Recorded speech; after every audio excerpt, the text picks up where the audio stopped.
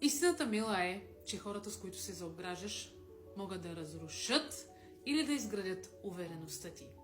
Ако така наречените ти приятели постоянно ти казват, че не можеш, постоянно те карат да се съмняваш в себе си, вместо да ти вдъхват кораж, вместо да ти помогнат да вярваш в себе си, запитай се, те мислят ли ми доброто или просто завиждат на смелостта ми да пробвам нещо ново, на смелостта ми да пробвам нещо различно. Ако хората около теб не се радват истински за теб, а всеки път, когато споделиш някаква хубава новина, я омаловажават и ти казват: "О, не е голяма работа." Аз познавам хора, които са постигнали много повече от теб.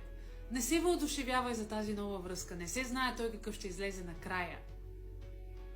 Може би просто те не искат да те видят щастлива, защото ти им напомняш колко нещастни са те.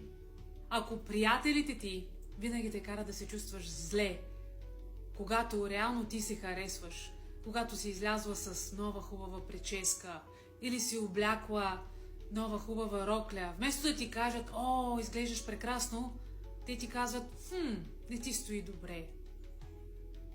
Или говорят зад гърба ти: "Вижте как се е облякла, за коя се мисли тя." Най-вероятно те не ти мислят доброто, мила, а по-скоро ти завиждат. В такъв случай може да направиш още няколко неща днес. Запитай се, кой те кара да се съмняваш в себе си? И спри да споделяш мечтите си с този тип хора. Мечтите ти заслужават много по-добра публика. Заобграждай се с хора, които празнуват успехите ти и не се сравняват постоянно с теб.